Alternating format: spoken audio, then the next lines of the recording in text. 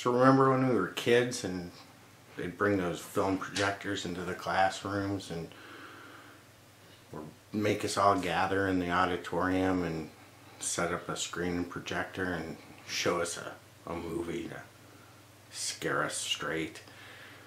Well, this one from 1969 called The Death of Donnie B has really cool music going all through it. I looked the guy up, Harry Holt.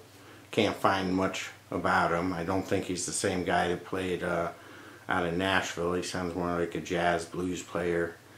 Could be the same guy, but great soundtrack to this thing. Very atmospheric. And I think it worked because I believe we were shown this film at Mercer Elementary School in Shaker Heights back around 1970, 71, somewhere in there. And never went down this road. Never down the road with Donnie B. Maybe Donnie T, Don Templeman, but never Donnie B.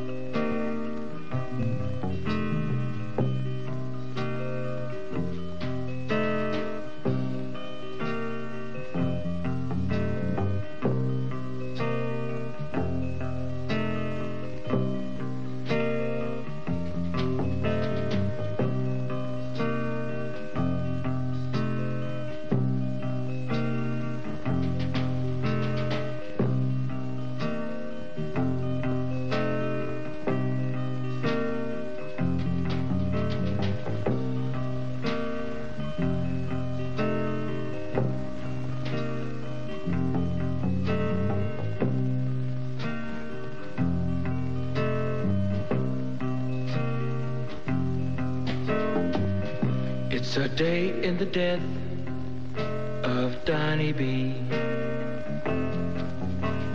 Strung out, waiting to die.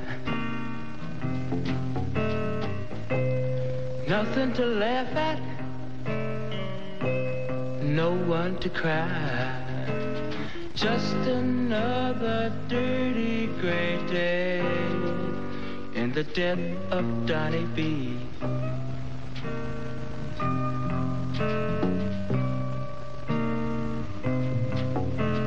Just another dirty gray day in the death of Donnie B. Drugs is just a waste of time. Just to be normal, you have to go to a lot of hell.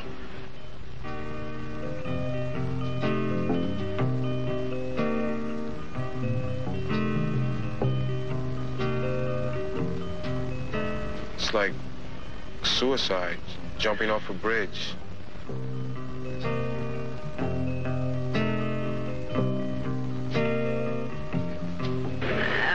I know he's killing himself, and I have a sneaky suspicion that he knows it also.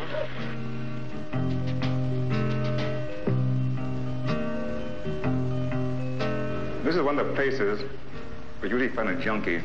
This cold, narrow, steel barred cell. You'll see him in here, double up in pain, sweating it out, waiting for the morrow.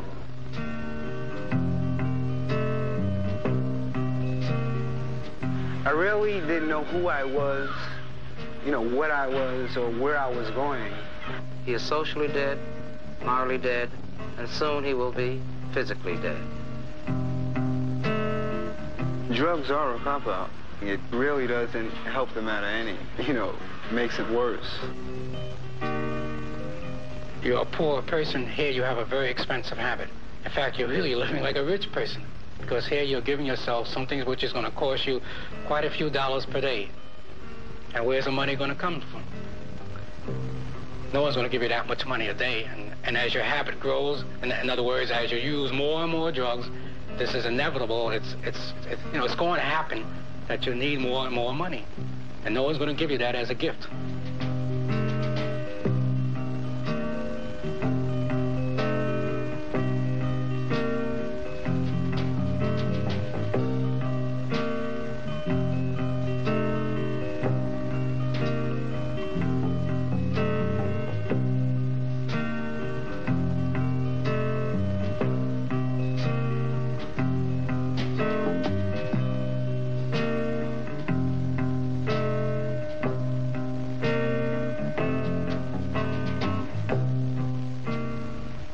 no one is going to be sorry for you and give you money just to be giving you money, but because you look sick, because your habit is coming down on you. You're going to have to get the money somehow, so you're going to steal.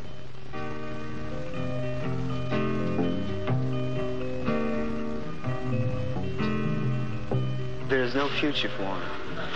You know, as it stands in reality, there is no present because he's really non-existent.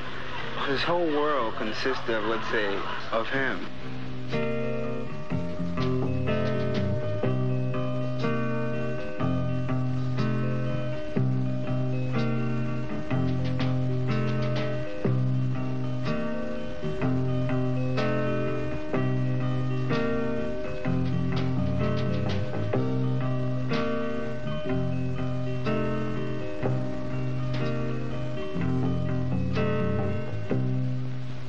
The economic crisis consists mainly of the hassle of trying to get that dollar. You know, stealing, lying, cheating their friends. They like to use people for what they can get.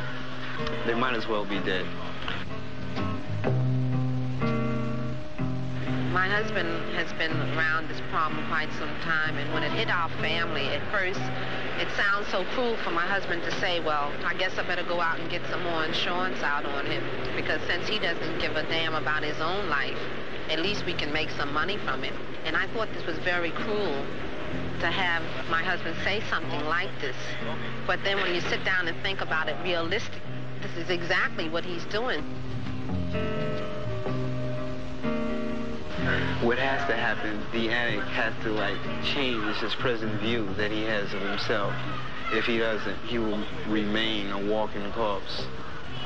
And until this thing happens, he will continue on this path to nowhere. It's a day in the death of Donnie B. Can't see a blue sky above. Can't feel the raindrops. Can't feel the sun. Can't know a lover. Couldn't have one. Can't feel the snowflakes. Can't work or play. Too busy finding a fix for the day. Just another weary, worried day in the death of Donnie B.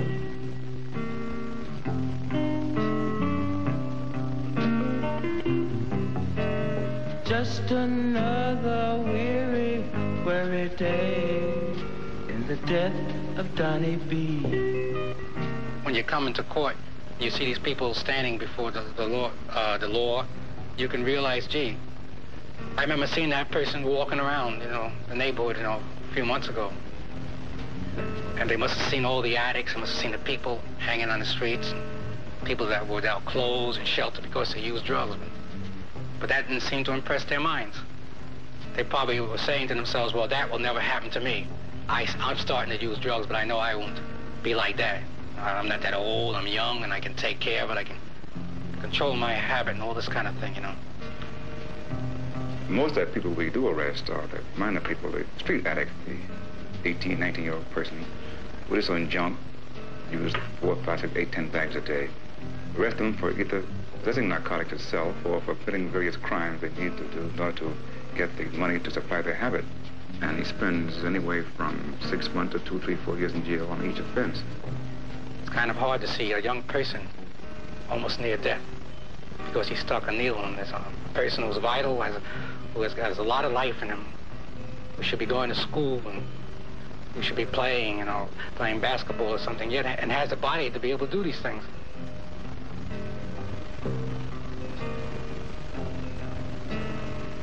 This happens time after time. Seeing even teenagers almost dying, fighting death.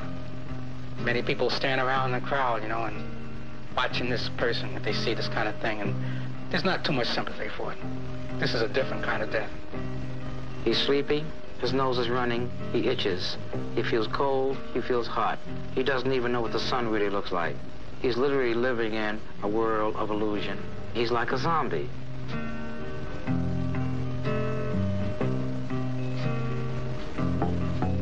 It's a way of living for Donnie B. Jiving his friends for a buck. And nothing else matters. Nobody cares. Hanging around to raise a little bread for the death of Donnie B.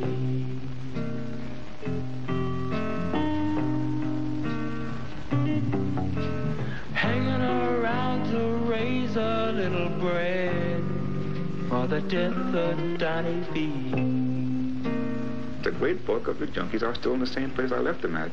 25 years ago, I was in the streets, a detective making an arrest, and today I see the same fellas who've been to jail off and on, on the same corners, in the same stinking cellars, in the same rooftops, and their friends have died of overdoses or just being sick from the junk. And they're still in the same spot. Nothing has changed for them. But most of them I've known 20 years ago are dead or in jail. I found better things to do. I saw that wasn't me. I want to live to be an old man, real old man. It's hard to describe. It's just really a way of killing yourself. No more school, no more future. It's an abysmal end. And I tell you, I'm not trying to put any kids down or any people down, but the story is when you start with junk, it puts you down. It's the needle and vein for Donnie B. Freezing his muscle and brain. Bottle cap living, bottle cap dead. Just another dirty gray dawn in the death of Donnie B.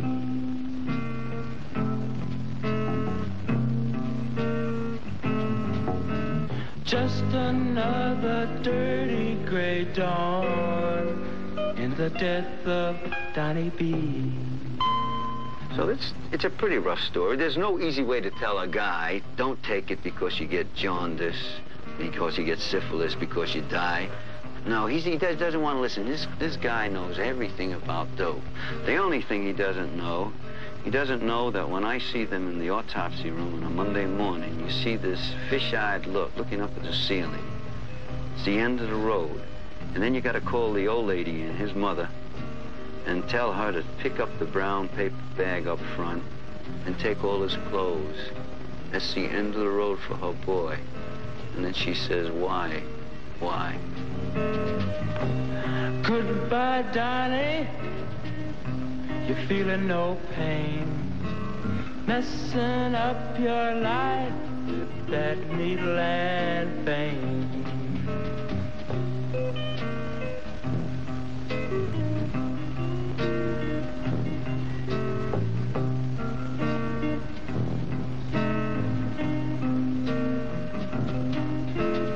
Just another dirty gray dawn in the death of Donnie B.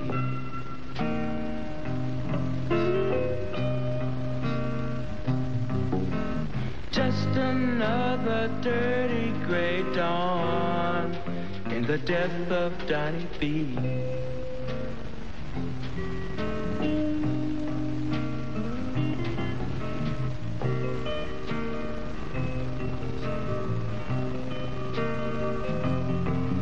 Say goodbye to the people, Donnie. You're going away soon.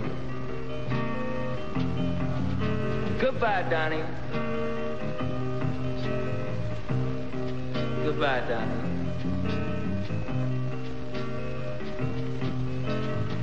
Goodbye, Donnie.